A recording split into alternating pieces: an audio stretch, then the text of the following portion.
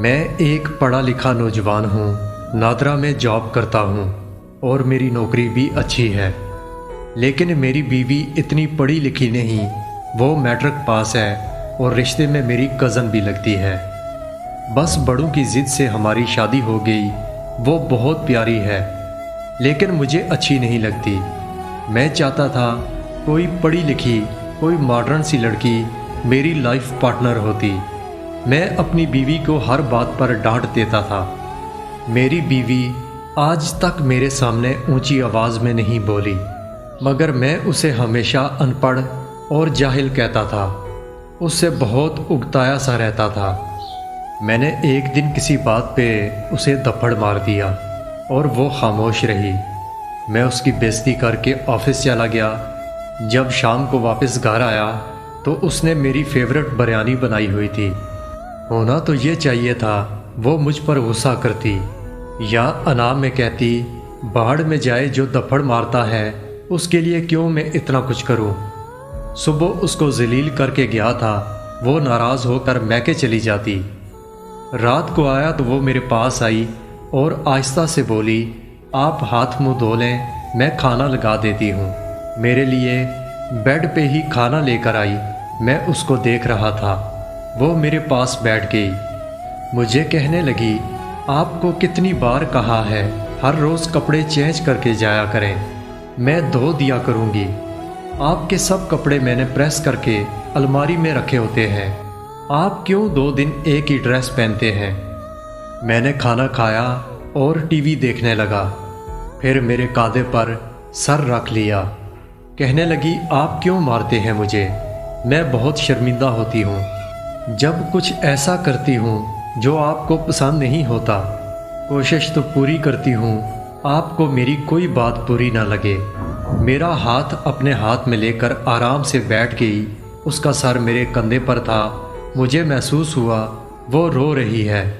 جب دیکھا تو آنکھیں بند کیے ہوئے، سر میرے کندھے پہ، آنکھوں سے آنسو بہہ رہے تھے۔ میں نے پوچھا، کیا ہوا، کیوں رو رہی ہو؟ میرا بازو زور سے اپنے سینے سے لگا کر بولی، کچھ نہیں، بس مجھے اپنے کندھے پر سر رکھنے دیں۔ میں پھر پوچھتا، بتاؤ نا کیا ہوا۔ اس بار میرا لہجہ ذرا نرم تھا۔ کہنے لگی، پتہ ہے آپ نے صبح غصے میں مجھ سے کیا کہا تھا؟ میں نے انکار میں سر ہلایا۔ کہنے لگی، آپ کہہ رہے تھے چھوڑ دوں گا تم کو، میں تم سے بہت تنگ ہوں۔ یہ کہتے ہوئے اس کی ہچکی سی بند گئی، آواز کانپنے لگی۔ وہ بہت روئی تھی، لیکن میں مرد ہوں نا، مرد کب کہاں کسی کو سمجھ پاتے ہیں۔ میں دل میں سوچنے لگا، اس بیچاری کا کیا قصور ہے، سب کچھ تو ٹھیک کرتی ہے، میرا خیال بھی بہت رکھتی ہے، مگر میں کیا کرتا؟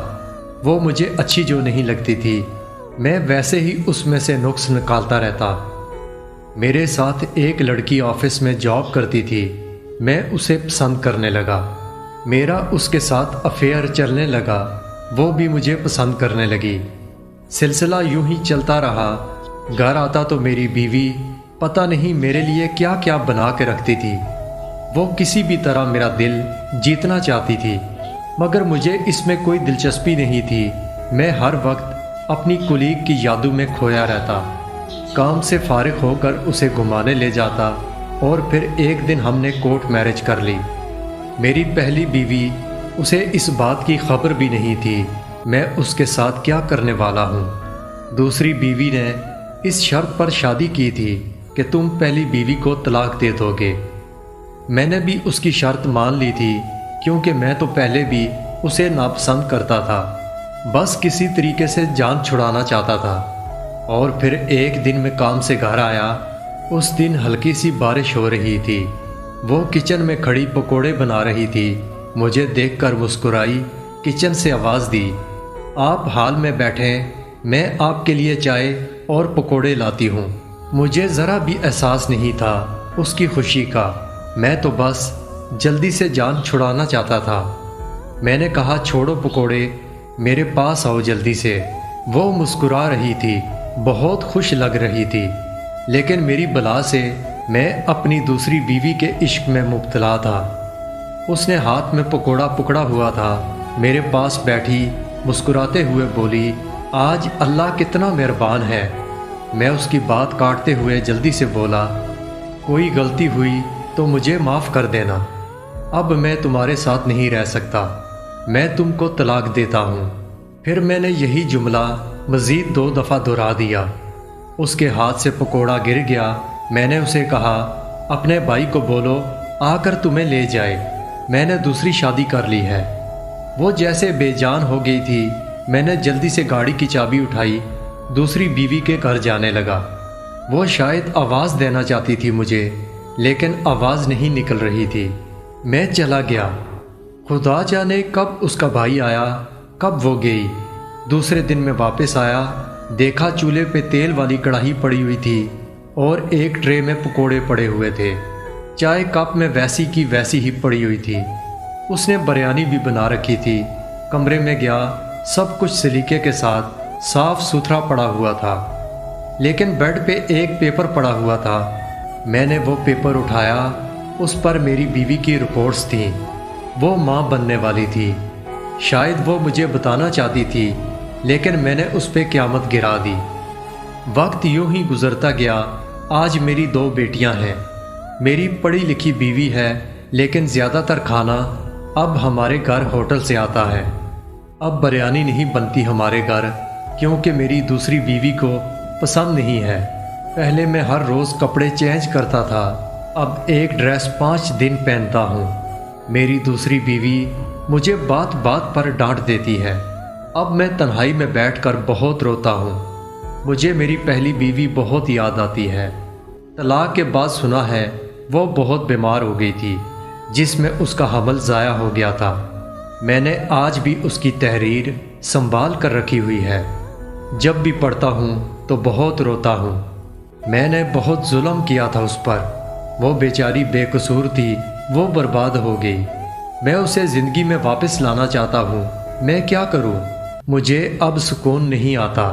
ہر وقت دل میں ایک بوجھ سا رہتا ہے۔ میرے پاس سب کچھ ہے، گھر، گاڑی، پیسہ، پڑھی لکھی جاب کرنے والی بیوی، لیکن مجھے سکون نہیں آتا، چین نہیں ملتا۔ میں پہلی بیوی کو واپس لانا چاہتا ہوں۔ اس کی شادی ہو گئی ہے، لیکن میں شاید اندر ہی اندر دیمک کی طرح ختم ہوتا جا رہا ہوں۔ ڈاکٹر کہتے ہیں مجھے کوئی بیماری نہیں، لیکن میری آنکھوں کے گرد سیاہ حلقے ختم ہی نہیں ہوتے۔ میں کیا کروں؟ مجھے پہلی بیوی کے پاس جانا ہے۔ میں آج چیخ چیخ کر کہتا ہوں، وہ ان پڑھ نہیں تھی، بلکہ میں جاہل اور درندہ تھا۔ مرد کتنی آسانی سے کسی شہزادی کو برباد کر دیتے ہیں۔ مجھے اللہ تعالیٰ سے اب ڈر لگتا ہے، میں قیامت کے دن کیسے اس کا سامنا کروں گا۔ ہم مرد جانتے ہیں، ہم بیوی کو گالی دے بھی لیں تو سننے کے سوا اس کے پاس اور کیا آپشن ہوگا۔ ہم جی بھر کر ذلیل کرتے ہیں، مارتے ہیں، گالیاں دیتے ہیں، کبھی تو سب کے سامنے بے عزت کر دیتے ہیں۔ عورت بھی کتنی پاگل ہوتی ہے، وہ کبھی ناراض نہیں ہوتی، نہ واپس گالی دیتی ہے۔ وہ اپنی روٹین کی طرح کھانا بھی بناتی تھی، جھاڑو پونچھا بھی کرتی تھی، تھکتی بھی نہیں تھی، شکوہ بھی نہیں کرتی تھی، اور پھر بھی میں نے اسے طلاق دے کر رسوا کر دیا۔ میری یہ کہانی مجھ جیسے بدبخت مردوں تک پہنچانا، اس سے پہلے کہ کوئی میرے جیسی غلطی کرے، وہ سمجھ جائیں۔